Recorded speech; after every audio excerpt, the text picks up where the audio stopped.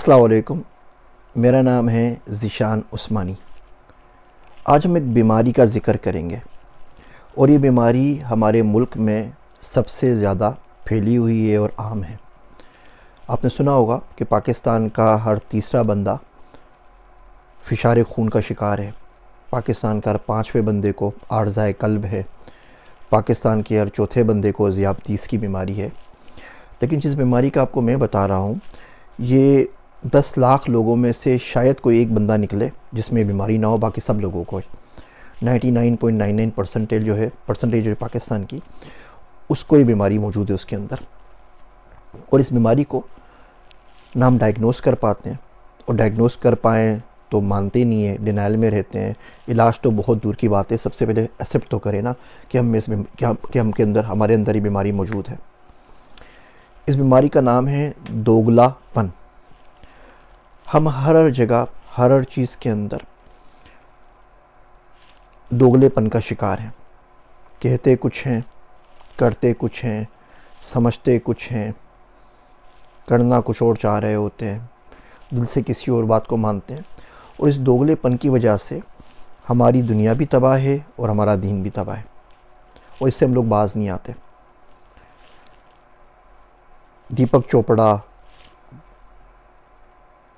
Robin Sharma, Tony Robbins, इन तमाम लोगों को पढ़ते चले आएँ, इनकी किताबें ले लें, इनकी किताबें रिकमेंड करें, इनकी किताबों से कोटेशन ले लेके अपनी प्रेजेंटेशन बना लें। और जब आप प्रेजेंटेशन को अटेंड करने के लिए उस ट्रेनिंग वर्कशॉप के अंदर जाएंगे तो लोग बोलेंगे कि नहीं, ये तो काफिर लोग हैं, इनको तो पता ही नहीं हमारे मुसलमानों का, इनकी कोई बात लेनी नहीं चाहिए। आपका जो कंपनी का ब्रोशर है उसमें भी इन्हीं लोगों का कोट हुआ है। आपने पूरी प्रेजेंटेशन इन लोगों के कोट से, इन्हीं लोगों की किताबों से चीज़ें निकाल के बनाई हैं, और उसके बाद आप इन्हीं लोगों की मुखालफत करते हैं कि इन लोगों को नहीं पढ़ना चाहिए और हमें इस्लाम को, असलाफ़ को पढ़ना चाहिए। तो एक तरफ हो जाइए ना। आपकी ज़िंदगी का एक बड़ा हिस्सा गुजर जाता है दावत और तबलीग में, बड़ी अच्छी बात है, और आप लोगों को किफ़ायत शुआरी सिखाते हैं। आप बोलते हैं गाने बजाने से दूर रहना चाहिए और ये फहश और लगव चीज़ों से बाहर रहना चाहिए।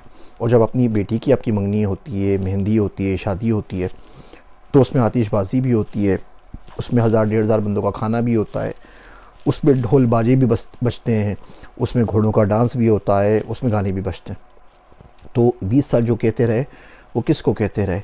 सबको कहते रहे, तो थोड़ा बहुत अपने आप को भी तो कह दिया करो ना।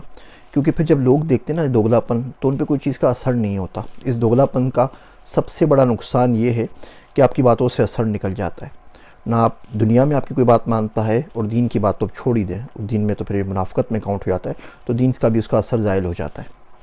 और ये आपको हर जगह मिलेगा। पूरा पाकिस्तान इस बात पे गमो गुस्से के अंदर है कि आफिया सिद्दीकी को अमेरिकी जेल में डाल दिया गया है और उसके ऊपर वहाँ पे जुल्म हो रहा है। तो चले कोई मयार बना लेते हैं। हम मयार क्या हो, हम ये कहते हैं कि किसी इंसान के ऊपर जेल में जुल्म नहीं होना चाहिए, किसी इंसान की जबरी गुमशुदगी नहीं होनी चाहिए। तो ठीक है, तो आफिया सिद्दीकी को तो हमने खुद पकड़ के हवाले किया था ना। उसको पाकिस्तान से अगवा किया गया ना 3 बच्चों के साथ, हमने पकड़ के उनके हवाले किया गया। तो जब अमेरिका को गालियाँ देते हैं तो उन लोगों को गालियाँ क्यों नहीं देते जिन्हें पकड़ के उसको हैंड ओवर कर दिया था? और खाली उसी को तो नहीं किया था, 300 से ऊपर लोग चले गए हमारे, जो लोग दुनिया भर की जेलों के अंदर गुम हो गए, गुआंतानामो बे पहुँच गए, वो किसने उठा के दिए थे? अच्छा, उनके जाने के बाद क्या ये जबरी गुमशुदगी रुक गई है? नहीं रुकी है। अच्छा, जो हमारे अपनी जेल में जो लोग होते हैं उनके साथ हम बहुत अच्छा बर्ताव करते हैं। जाके किसी दिन सेंट्रल जेल में कहीं पर भी, अडियाला जेल के अंदर, कराची जेल के अंदर, बच्चा जेल है कराची के अंदर, रोहड़ी सेंट्रल जेल में चले जाएं किसी दिन, एक दिन गुजार कर आएँ, तो आपको पता लग जाएगा कि दुनिया के अंदर क्या राइट्स हैं कैदियों के, हमारे मुल्क के अंदर क्या राइट्स हैं। औरत तो बहुत दूर की बात है, मर्द भी ना अपनी इज़्ज़त बचा नहीं सकता हमारी जेलों के अंदर। तो अब अगर आप उनको गालियाँ देते हैं तो हमारा निज़ाम कैसे सही हो गया? चलिए जी, हमने मान लिया इंडिया ने कश्मीर पे बहुत ज़्यादा जुल्म किए हैं, और उन्होंने जुल्मों के पहाड़ तोड़ दिए हैं, और हम उसके लिए बात भी करते हैं और हर फोरम के ऊपर बात करते हैं। तो हम बेसिकली क्या कहना चाह रहे हैं? हम कह रहे हैं कि जिस जुल्म जब ही होगा काउंट, जब एक गैर मुस्लिम मुसलमानों पे जुल्म करेगा, मुसलमान गैर मुस्लिम पे करे, तो हम उसको क्या जुल्म काउंट नहीं करेंगे? तो हमें बात करनी चाहिए ना कि मोरक्को ने वेस्टर्न अफ्रीका का कुछ हिस्सा हथिया लिया है। हमें बात करनी चाहिए कि तुर्की ने नॉर्दर्न साइप्रस के ऊपर कब्ज़ा किया हुआ है। अच्छा, हम बोलते हैं कि नहीं, इस तरह होता है कि गैर मुस्लिम मुसलमान पे करेगा, वो हमारा मियार है, वो हमारा स्टैंडर्ड है, हम उसके ऊपर बात करेंगे। तो ठीक है, जब हम इंडिया की बात करते हैं कश्मीर के लिए, तो आपकी ज़ुबान कहाँ चुप हो जाती है जब हम यमन का नाम लेते हैं कि सऊदी अरब ने उसके ऊपर जुल्म किया है। आपकी ज़बान क्यों खामोश हो जाती है, क्यों गुम हो जाती है जब हम चाइना और यूगर्स की बात करते हैं? आपकी ज़बान कहाँ चली जाती है जब हम बात करते हैं फ़िलिपाइन की और इस्लामिक लिबरेशन की? आप लोगों को क्या सांप सूंघ जाता है जब हम बात करते हैं कि मोरक्को और वेस्टर्न सहारा के अंदर जो कन्फ्लिक्ट चल रहा है? ये सारे के सारे कन्फ्लिक्ट चल रहे हैं ना, बुर्किना फासो में क्या हो रहा है इसकी बात क्यों नहीं करते? ये बात हम नहीं करते। अपनी मर्ज़ी का इस्लाम, अपनी मर्ज़ी की दुनिया और अपनी मर्ज़ी के तमाम काम। तो ये दोगलापन है, इसने हमें अंदर और बाहर से बेइंतहा खोखला कर दिया है। दोगलेपन की अगर कोई मैनिफेस्टेशन होती ना फिज़िकल, तो वो दीमक बनता, टर्माइट्स जो आपको अंदर ही अंदर से खाते रहते हैं। ये दोगलापन हमारी शख्सियत खा गया, हमारा कैरेक्टर खा गया, हमारा ईमान खा गया और हमारी दुनिया खा गई, दुनिया को खा गया।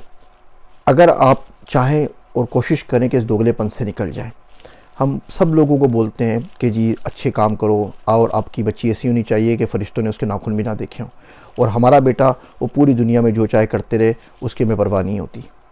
गैर की बेटी आती है तो सास ससुर की खिदमत करे और तीमारदारी करे और अपनी जान लगा दे, अपने आप को मनवा के छोड़े, और आपकी बेटी बिस्तर से भी नीचे ना उतरे। गैर का बेटा है तो आपका नौकर है, आपका अपना बेटा है तो सुई भी ना हिलाए, बिस्तर के ऊपर उसको पानी मिले। ये तो कोई तरीका नहीं हुआ ना।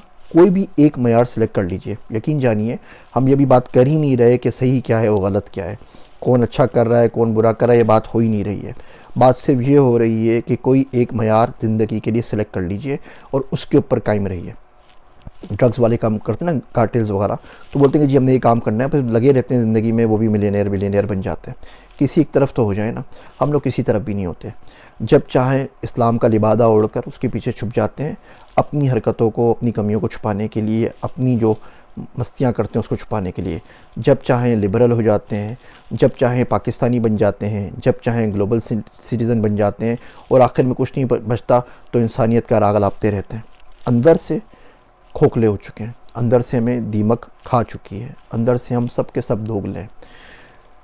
कोशिश करें ज़िंदगी में कोई बंदे ढूंढें जिनमें दोगलापन ना हो, और अगर वो आपको खुशकिस्मती से कोई ऐसा बंदा मिल जाए आपको, इंडिया में, पाकिस्तान में, साउथ एशिया के अंदर, किसी और मुल्क के अंदर, अब उस बंदे का साथ ना छोड़ें।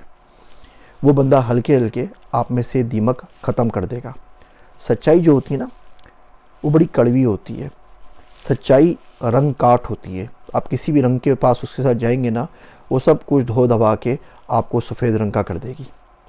उमूमन जो लोग भुगते हुए होते हैं, ज़िंदगी में कोई काम किया हुआ होता है, वो कड़वे हो जाते हैं। वो आपसे बात करते हैं, आप बोलते हैं यार बड़ा बदतमीज़ आदमी है, इतना मुझे ना शॉर्ट सा जवाब दिया है और इतना र्यूड जवाब दिया है। वो भुगत के आ रहा होता है ना। जो बेईमान आदमी होता है ना, वो तो र्यूडनेस अफोर्ड ही नहीं कर सकता ना, उसको तो अखलाक पे सबसे ज़्यादा काम करना पड़ता है। वो तो इतना मीठा हो के आपके पास आएगा, इतना मीठा हो के आपको लूट के चले जाएगा कि आपको पता भी नहीं लगेगा। कोशिश करें इस दोगलेपन से निजात पाएँ। अल्लाह सुब्हानहू व तआला से दुआ किया करें कि अल्लाह मियाँ बस ये मुनाफ़क़त मेरे में से ख़त्म कर दे।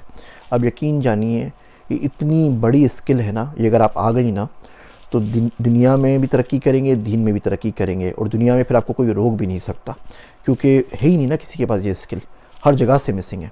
तो कोशिश करें, इसके ऊपर काम करें, अपनी ज़िंदगियों से दोगलापन है उसको ख़त्म कीजिए। मेरी बातें सुनने का शुक्रिया। मैं हूँ आप सबका ज़ीशान उस्मानी।